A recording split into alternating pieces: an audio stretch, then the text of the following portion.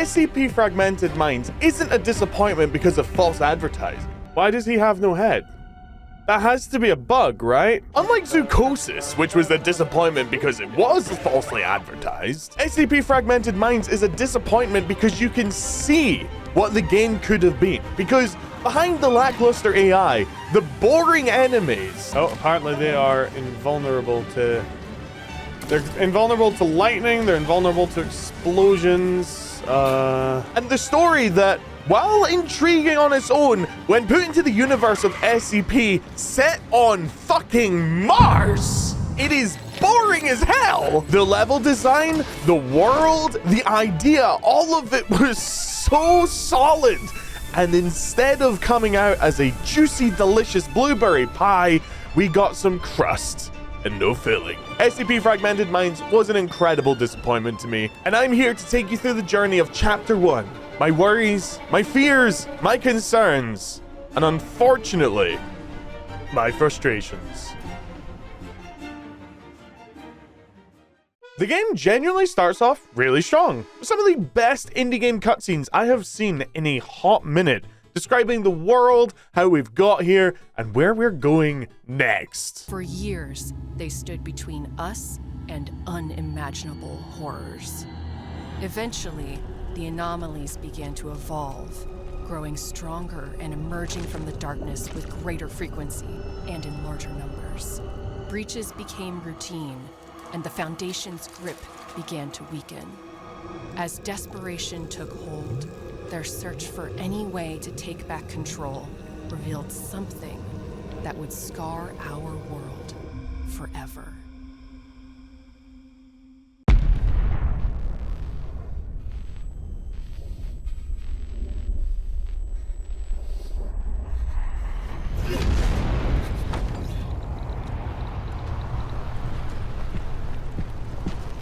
Get up, Kovich!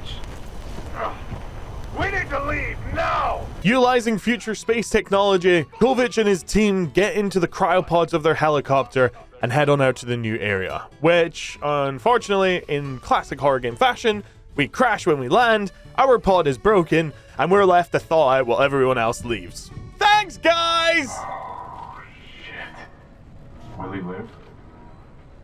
His pod's busted, sir. If we try to pull him out now, it'll kill him. I can set it to defrost manually. Yeah, but past that. No! I swore never to lose another man under my command. Especially one on his first goddamn deployment. Don't let me die. After waking up from his chilly nap, we meet our main character, voiced by someone who actually showed up on my stream the other night when I was playing this game, which was super cool, by the way. Thank you so much. And after the exploration of a brief bug of a headless man standing in a window, who is actually modeled after someone we will meet later. Seriously though, why does this guy have no head? Why does he have no head? That has to be a bug, right? That has to be a bug. Turn on the power, gather up resources, and head on into the facility proper, trying to rendezvous with the team that we were separated with. And immediately we are slapped with the first weird issue in this game. See, in video games like Abiotic Factor, where you're breaking down random resources in the environment and looting office supplies, it makes sense because it's a survival game where you're a scientist, you're crafting resources in order to survive. In SCP Fragmented Minds, you get one crafting recipe in the entire chapter for a flare, and there are over 15 random craftable materials that we find in the game, and a grand total of one blueprint we can spend them on. It is a completely pointless and arbitrary mechanic added in to make you keep your eyes out for little blue lights to loot stuff. Why it's in? I don't know. I never used the flares once. They were patently useless, considering the average intelligence of the AI we'll be coming across, which you're meant to use to distract them. What's the point when you can just run on past? It feels like a relic of a past build where they thought a great way to spice up the game a little bit would be to have our character be a handyman who could craft resources on the fly to survive, and then was forgotten about halfway through.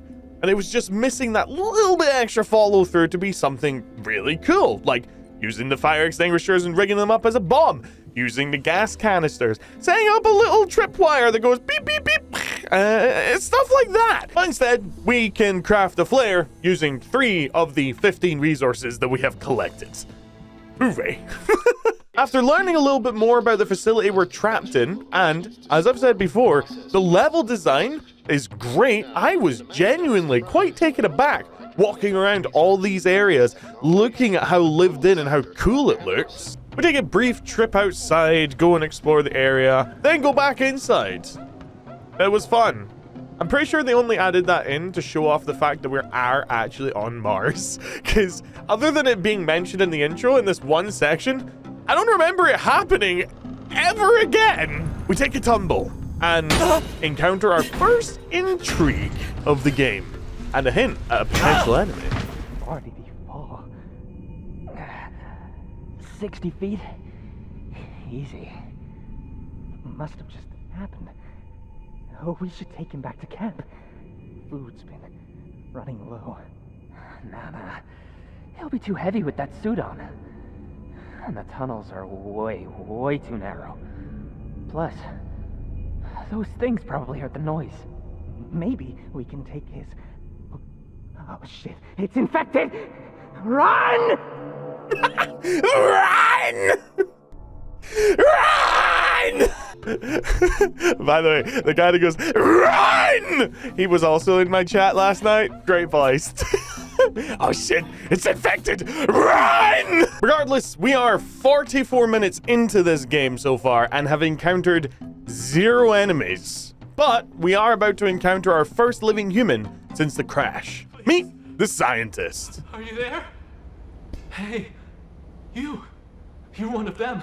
I've seen that armor before. He needs our help to turn on the power, and he tells us, hey, watch out for the enemies, which means we are about to encounter the first SCPs in this game. Excitement is building. It's getting intense. And... chickens. Dinosaur! Try to fight them. You don't want to find out what they do to humans.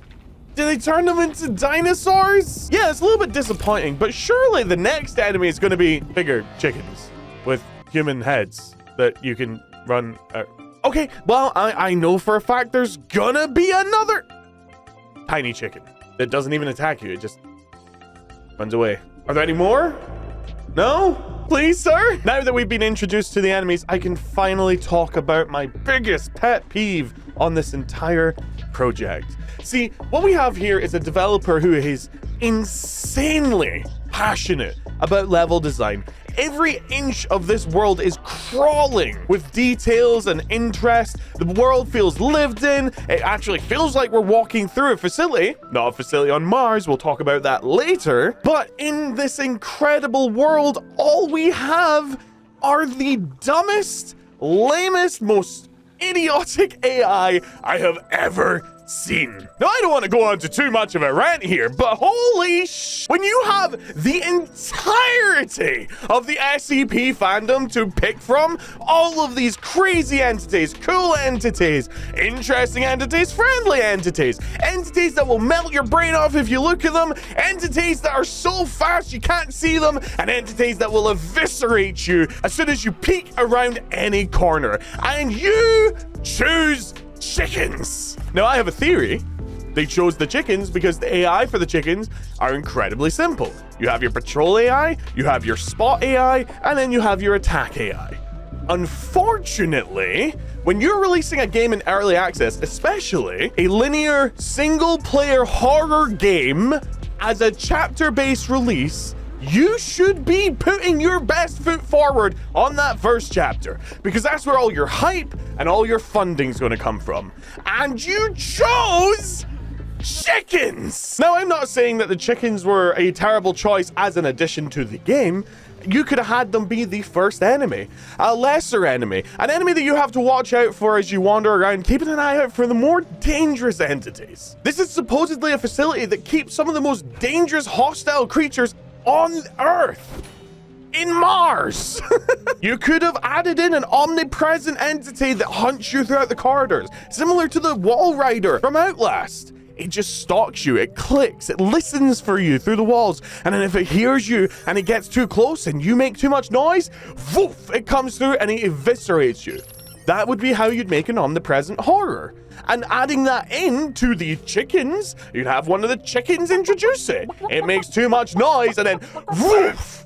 Stinger, horror, insane, tension up. Even the addition of just one extra SCP that is actually dangerous would have taken this game from its current stance of a 3 or 4 out of 10, held up only by its level design, audio, and voice work, to a 6, 7, or 8, and that's just with one additional AI. Unfortunately, the developer hasn't done that, and what they've done is they've put forward a product that they want people to support over the years of development, assuming the development continues based on how much support they get now for Chapter 2, 3, and 4, but instead of enticing people into the world of SCP and showing them some really cool horror stuff, you chose chickens with the most simplistic and boring AI, which casts a drab, dreary, almost apathetic cast to the world as we're roaming around it, trying to figure out where to go next. Great example of this is later on in the game, which I will show you momentarily, where you're expected to find 2 power cores while sneaking around the enemies. What's the point in sneaking around enemies that are this boring?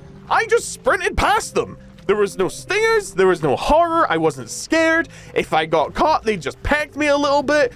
Who cares? Now, if you were also trying not to make too much noise because you didn't want to attract the attention of another SCP that is roaming around hunting you, and you can then also use that hunting SCP as a method to distract or attack the chickens, you have an engaging gameplay loop that really satisfies. You can tie it into the crafting system. You tie an alarm clock to a little button, throw it at a chicken, and it goes beep, beep, beep, beep, beep. And the chicken's like, what is that? What is that? And then the wall rider comes through woof, and deletes that chicken from existence. You're now free to progress. But you've now attracted the wall rider's attention. So now your progress is going to be so much more tense because you don't want to make noise. It would have added a lot more to the game if you had just thrown in that little bit extra. And on top of that, you could have had in a couple of more innocent SCPs. I spoke about an infinite ping pong ball, for example. Something more. Because if you take the title of this game and you remove the words SCP, the game doesn't change at all. There's nothing here that makes me think that this is an SCP game. When I play Abiotic Factor, I'm immediately thinking, wow, this is inspired by Half-Life and SCP. This is amazing. When I play this game, all I think is, well, this is just a generic action game where I'm running past mutant chickens that happens to have SCP logos scattered around. And that is a bit sad. The reason why, and I've said this before, and I gotta say this again, because I'm worried the developer's gonna watch this. The reason why I'm so frustrated is because you were right there. You were right on the cusp of making genuinely the best SCP game we have seen in years. And you just lost it right on the last hurdle in terms of enemy involvement, AI, and engagement. And I hope that Chapter 2, Chapter 3, Chapter 4, you really build that back up and you get us going. And it gets even worse when you realize that the most intense part of this game, the bit that's meant to be intense, were these bigger enemies, and they're just the same as the chickens. The only difference is they're slightly bigger. You can still just run right past them. Who cares? So I just went on a massive rant there. Let's continue on with the game. The scientist man gives us Sarah, his trusty little electrical pistol that says it will be able to stun enemies, but it actually doesn't stun enemies. It doesn't do anything to enemies. But we can use it to power up objects briefly in order to access through doors and figure out where we're meant to go. A nice little introductory puzzle system. I like it. Using Sarah, we head on over to the power reserves, complete a jumping puzzle, and turn the power back on. While we're turning on the power, the scientist gives us a little bit more backstory on this world, which, again, as he said, from the sounds of it, the higher-ups just completely abandoned their entire scientific staff. That's a shitty thing to do. It's also very much an SCP Foundation thing to do. Really cool. We're not really shown that. A brief stop along the way to pick up a wrench from a very angry door, which will be our primary melee weapon moving forward. We are very briefly introduced to Big Chicken, which, by the way, I can't find the footage for. I have just spent the past half an hour scrubbing through the footage, The fight took 10 seconds. I threw a fire extinguisher at a barrel and it froze and then blew up. Although the wrench doesn't work on barrels, which is interesting. You have to zap the barrels with a lightning thing. Regardless, doesn't matter. Wrench in hand, time for us to progress. Still, at least we can reactivate the elevator. Power is turned on. We head on back up to the main lobby and give our friend the scientist a healing item so that he can look after himself. You know, he's scratching our backs. Let me scratch his a little bit. He informs us that the only way for us to progress and get back to our team now would be to completely lift the lockdown. So, with our brand new weapon in hand, our trusty wrench, we can now access the door that we previously couldn't. Good level design! Going back to where we were as a little central hub in the lobby and accessing new areas with items we received somewhere else. That is great! Scientist Man has something a little extra for us. The blueprint for flares. The only blueprint in the game. Not gonna rant about that again. I already did it for 10 minutes. By now, you can probably tell from my gameplay, I'm completely bored of the chickens and think they're a lame enemy. I'm just smacking my way through them or running past them. Hey-ho. And in my haste to progress, I accidentally overshoot the objective without knowing.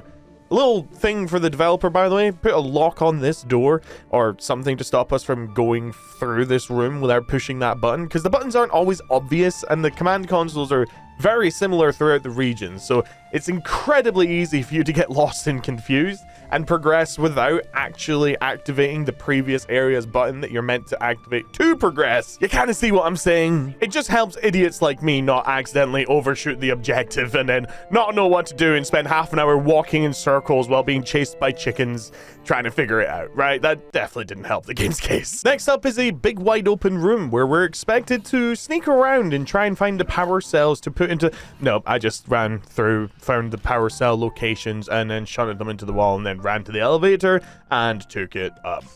Even although there was a big chicken, it wasn't any threat. And again, here's the major problem here. These chickens aren't scary and they aren't threatening. There's no issue of us being terrified. And I'm a baby. I get scared at everything. I was scared by a seagull in Minecraft the other day. I need buckets. I think I lost them. This game just doesn't have scare. This isn't a horror game at all. I mean, that's that. That's fine. We get up into the security room, we pull the lever to lift the lockdown, and we get told, oh my god, all the doors have opened. All the SCPs are free now. All the chickens are coming. It's time to run. Shit, what did that just do? No. Oh, they found me. Run! Jaden!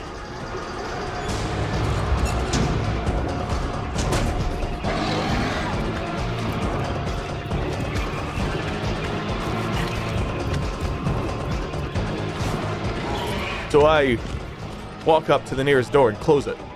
And now I can't be chased anymore by the big chicken that was following us. I mean, don't get me wrong, I still need to calmly walk to the jumping puzzle and calmly jump past all the jumping puzzles. And then I do die at the end of the run because the jump isn't functional at the time. But, yeah.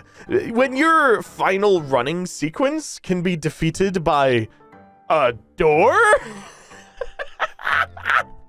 Oh, gods.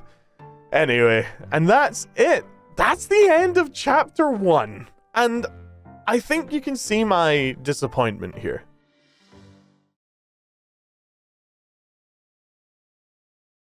I find myself as someone who gets really involved in games very easily. I like to feel immersed. I like to feel involved almost. But as I said earlier, it just wasn't there. And now I'm going to hand you over to past Icy, who was fresh off of playing this game, had 2 of the voice actor in his chat, had a bunch of other people in his chat waiting for me to talk. And here's what I had to say. Okay, come on, blow my pants off. Show me your best foot forward for the end of the early access. Make it worth all of it. I believe in you. This is not the end of it. This is not the end of early access, is it? There's no way. There's no way. The level design in this game is one of the best and most detailed level designs I've ever seen in an early access indie game of this kind. Now, that comes with 2 caveats. Caveat number 1, sometimes it's very difficult to know what it is you're meant to be doing and where it is you're meant to be going. And caveat number 2, the level design really takes away from engagements rather than adds to them. But visually, in terms of open space, in terms of things feeling lived in terms of Easter eggs, in terms of engagement, fucking brilliant. 10 out of 10. I can tell that is where the developers' passions were. And the voice acting and the sound design were passable. They were pretty good for an early access indie game, you know? No complaints. Gameplay wise, the movement is sometimes a little sluggish, a little weak. Things feel clunky every so often. Some things just don't click, clipping through terrain, stuff like that. But again, early access, you can kind of forgive that kind of thing, right? One of the biggest pet peeves I have about indie games that use the SCP name is a generic horror game or a generic video game where if you took the SCP out of the title, all you're left with is a bad game, right? And if you take this whole package and put it together, you have a bad game. The enemies, this is not a horror game. The enemies are not scary. The enemies are not engaging to fight. They're not interesting to sneak around. You have 2 enemy times. 3 if you count the 2 times we saw the little baby thing that runs away, right? It's not fun or interesting. The way they fight is boring. The fighting mechanics are boring and uninteresting. And unfortunately, when you release a game in early access like this, and your first level, you're like the first chunk of the game that you release has uninteresting combat, uninteresting enemies, uninteresting story elements. Like, we all saw that he was going to betray us. Like, I mean, it's kind of obvious, right? Stuff that doesn't add anything to the game. We were picking up scrap everywhere, and we only found one thing to craft with it, which was useless anyway. You're gonna have a failed product. And I did say brutal honesty. That is from the heart. This game is going to fail. Unless people get sucked in by the SCP title and the clickbait that all the YouTubers are going to do, because this is the best SCP game ever, because that gets clicks on YouTube, you're not going to generate enough of an income to make a chapter 2, because chapter 1's enemies were boring and uninteresting. And that's what people are looking for in an SCP game. They're looking for anomalies. You had 2 anomalies. 1, technically, because it's all the same anomaly. It was boring.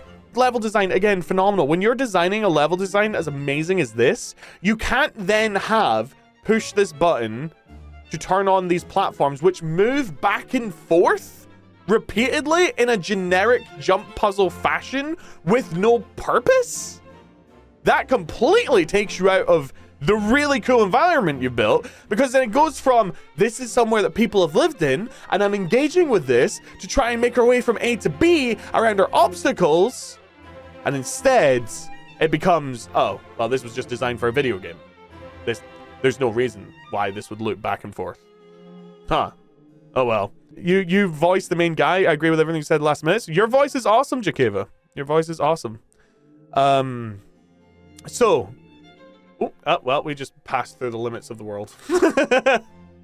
What you had here was an opportunity to take your incredible level design and push a product that would have been really, really fun. You were missing engaging SCPs. You were missing engaging AI. And you were not quite on point with the combat. If you had managed to iron those 3 things out in the first chapter, even if you just added some more anomalous SCPs that existed in the background, like that purple mist. Purple mist was kind of fun. Only saw it once. Some more anomalous SCPs in the background, like in SCP Containment Breach, there's the SCP that draws your eye line to TVs. It starts to corrupt your brain. The game's called Fragmented Minds. Where was that? You know, you would have had a stellar product.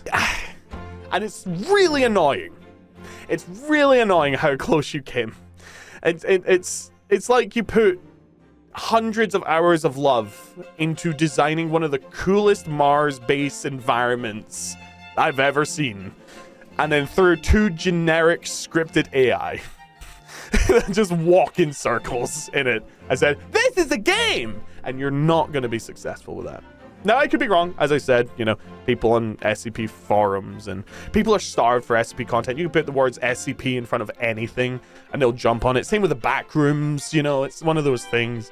But it's disheartening seeing a project that had so much obvious love put into it from a visual standpoint flop on the monsters, you know.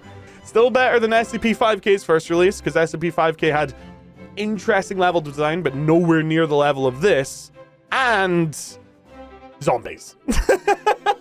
So at least with your naked chicken monsters, you beat zombies, but only barely. To be fair, SCP-5K's new levels were really good. So that's my honest opinion of this game.